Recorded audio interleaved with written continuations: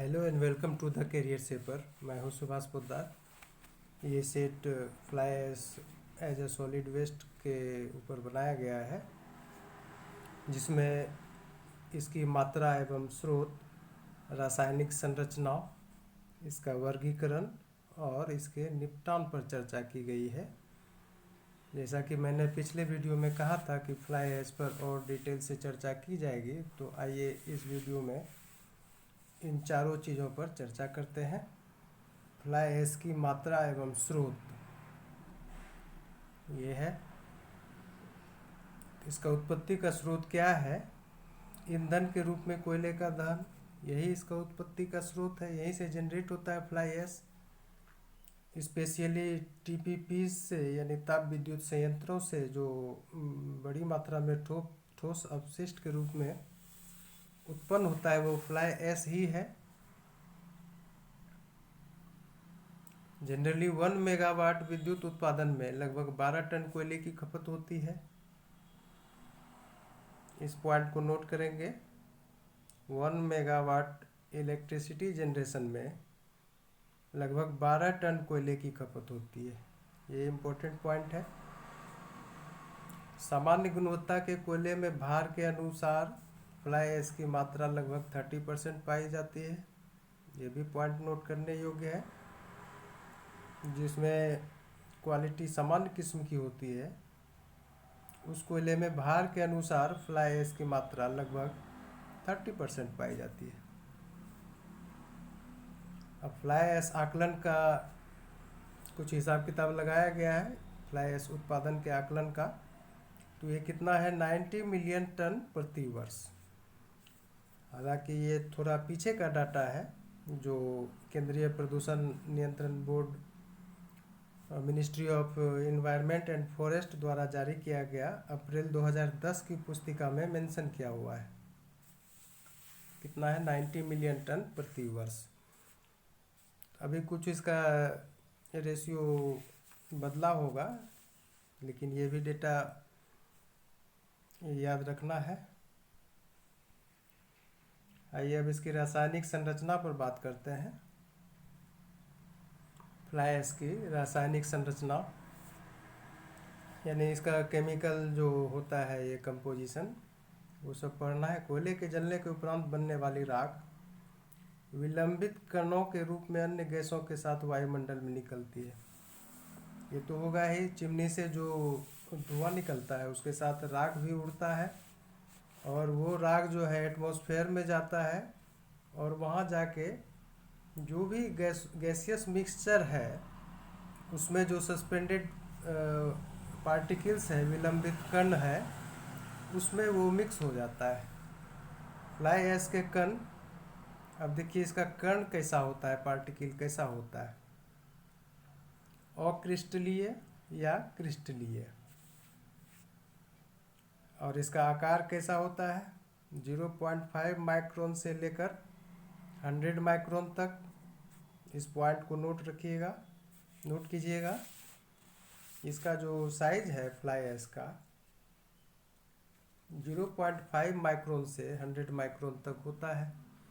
1 micron कितना होता है? 10⁻⁻6 मीटर को 1 माइक्रोन बोलते हैं।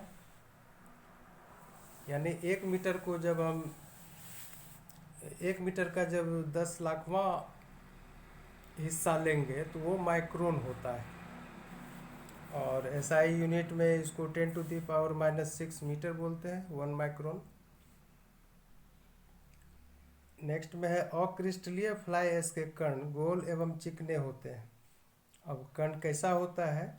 जो अक्रिस्टलीय फ्लाई ऐश होगा, उसका पार्टिकल कैसा होगा? गोल और चिकना होगा।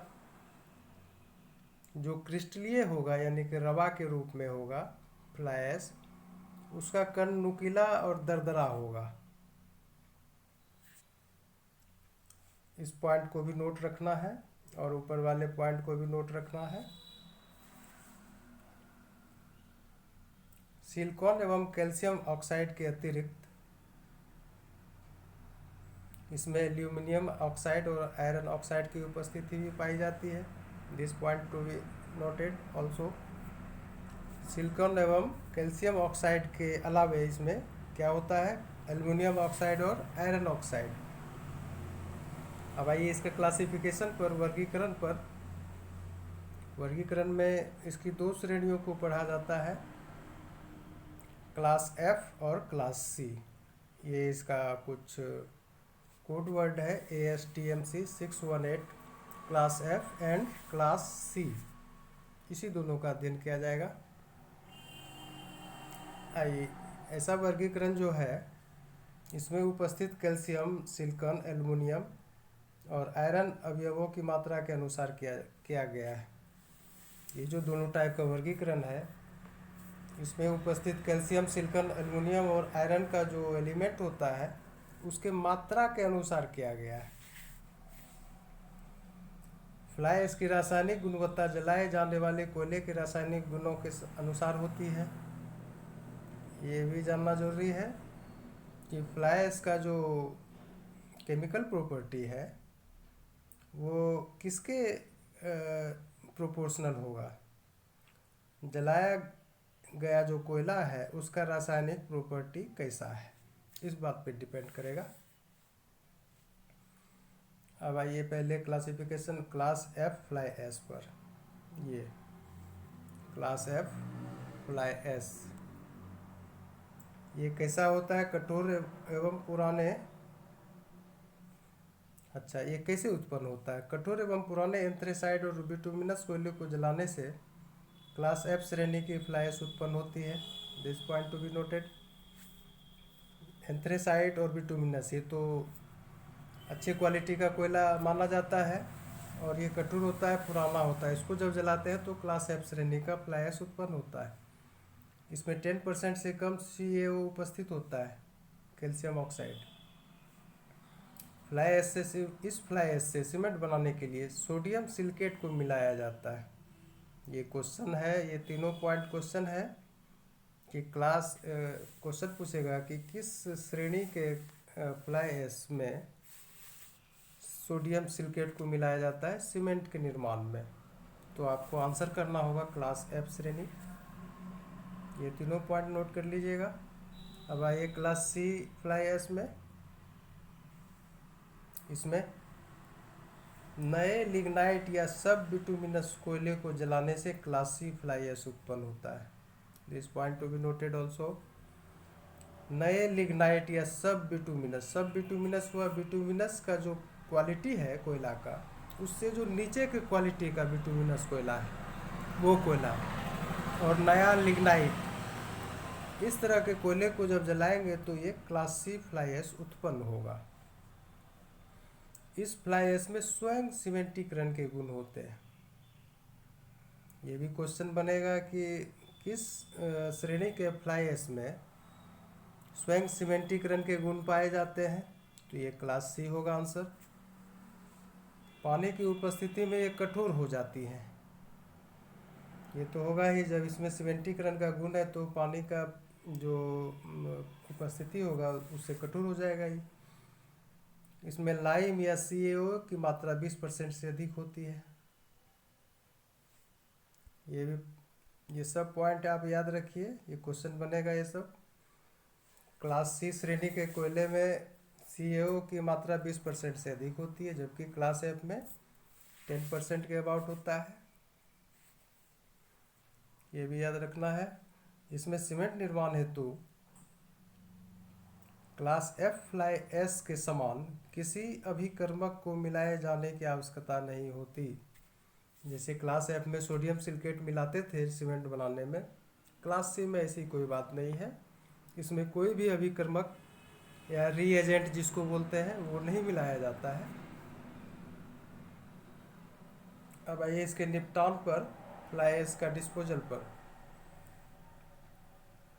पुराने समय में कोयले के दहन से उत्पन्न होने वाली फ्लाई ऐश प्रदूषण नियंत्रण उपकरणों के अभाव में लू गैसों के साथ उड़कर वातावरण में चारों ओर फैल जाती थी, जिसका दुष्प्रभाव पर्यावरण के साथ मानव स्वास्थ्य पर भी पड़ता था। ये पहले ज़माने की बात है, पहले जब फिल्ट्रेशन का एपरेटस नहीं था तो ऐसा होता था कि ये फ्लाई ऐश जो प्लांट से निकलता था वो एटमॉस्फेयर में चला जाता था, लू गैसों के साथ उड़कर फैल जाता था, और वो उसका इम्पैक्ट पड़ता था, बैड इम्पैक्ट पड़ता था एटमॉस्फेयर पर और ह्यूमन हेल्थ पर।